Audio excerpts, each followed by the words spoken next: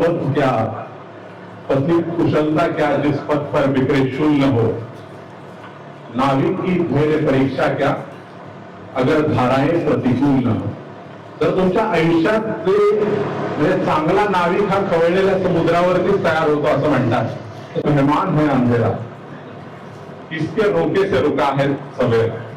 म्हणजे तुमच्या आयुष्यात अंधार जरी आला ना, जसं निसर्गाचं चक्र, अंधार सुद्धा येतो रात्रभरासाठीच असतो, सकाळी पुन्हा उजेड होतो. तर आयुष्यात खेळ असते संघर्षाची, प्रॉब्लेमची, अडचणींची. तर त्याला तुम्ही धैर्यानं त्याचा सामना केला पाहिजे. आयुष्यातल्या संघर्षावरती मी इथे थांबणे नाही नावाचं पुस्तक लिहिलं होतं आणि त्याच्यातली खालची आता जी नवीन आवृत्ती आम्ही हे करतो त्याच्यात एक टॅगलाईन आहे, मला प्रवासात आपण म्हटलं तर प्रयत्नाने उजळतात वाटा लिहा. तुमची परिस्थिती वाईट असणं, हलाखीची असणं, याला लोक निगेटिव्हिटीनं का घेतात हे मला आजपर्यंत कळालं. खरं तर हे तुमच्या आयुष्यातली सगळ्यात मोठी पॉझिटिव्ह गोष्ट असली पाहिजे. जर तुम्हाला आयुष्यात यशस्वी होण्यासाठी संघर्ष करायचा असेल तर, अर्थात बहाणे मारायचे असतील तर मग छोटंसं पोटा चुकतं हे कारण हे ठीक असतं, मार्क्स कमी का पडली हे सांगायचं की माझी आई माझी सगळ्यात मोठी गुरु आहे. तर ती आयुष्यात कधी आलेल्या अडचणी संकटांना तिनं पाठ दाखवली नाही, त्याचं समाधान काय शोधलं. कारण आयुष्यात अडचणी येतात, पण प्रत्येक अडचणी संकटात काही ना काही समाधान.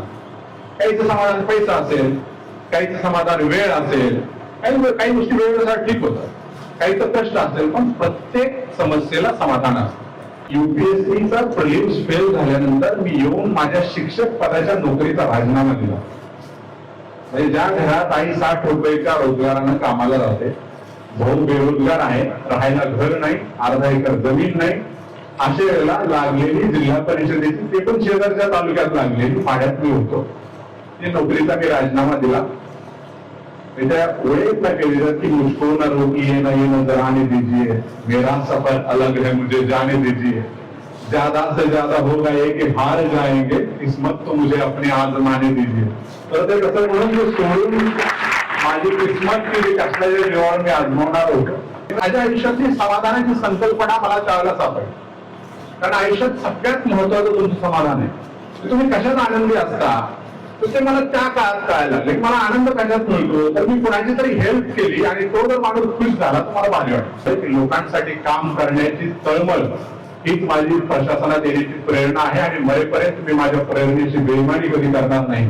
जेवढं शक्य होईल तेवढं मी माझ्यापर्यंत देण्याचा प्रयत्न करेन. कारण प्रयत्नाने तुमच्या आयुष्यातली वाट जेव्हा उजळते तेव्हा ज्या अंधारातल्या वाटेवरून तुमचा प्रवास झालेला असतो, त्या प्रवासानं तुम्हाला जे दिलेलं असतं ते विसरायचं नसतं आणि मागे वळून पाहायचं असतं. आणि जे अनुभवलंय भोगलंय ते सांगायला ते लाजायचं नसतं, असं माझं वैयक्तिक मत आहे.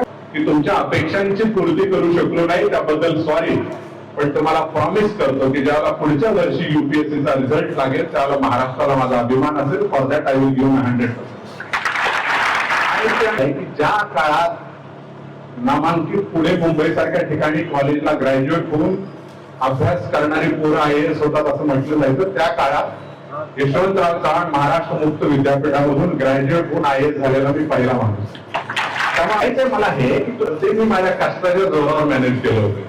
माझं कष्ट होतं, प्रामाणिक राहा.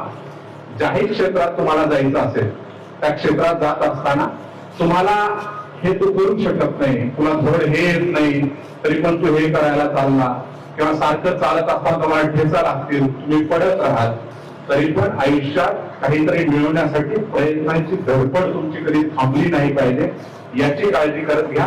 कष्ट करत राहा, योग्य दिशेनं कष्ट करत राहा, सातत्यानं कष्ट करत राहा, आलेल्या चुका दुरुस्त करून कष्ट करत राहा. कष्ट म्हणजे प्रयत्न करत राहा. सांगायचा मुद्दा एवढाच आहे की बदलायचं असेल तर त्याला पर्याय नाही, तुम्ही कराल अशी सदिच्छा या ठिकाणी व्यक्त करतो. ज्या क्षेत्रात तुम्हाला जायचं त्या क्षेत्रात तुम्ही यशस्वी व्हावं अशी सदिच्छा या ठिकाणी व्यक्त. पण अशा टाळ्या शिट्ट्या आम्ही सगळं वाजवलेलं आहे, काही कार्यक्रमामध्ये वन्समोर मागितलेलं आहे, आनंद असतो त्याच्यामध्ये त्या काळात. पण 13 वर्षाच्या अनुभवानं सांगतो त्याच्यापेक्षा जास्त आनंद असतो जेव्हा तुम्ही इथं बसलेला असता आणि त्या टाळ्या शिट्ट्या तुमच्यासाठी वाजत असतात. त्यामुळे इथं बसलेल्या लोकांनी इथं बसण्याची स्वप्न घेऊन जावं, कारण पेटणं भेटणं आणि रेटणं ही अशाची त्रिसूत्री असं मी म्हणतो. करायचं हा विचार आता सोलापूर जिल्ह्याचा स्वाभिमान माननीय रमेश गोलक सर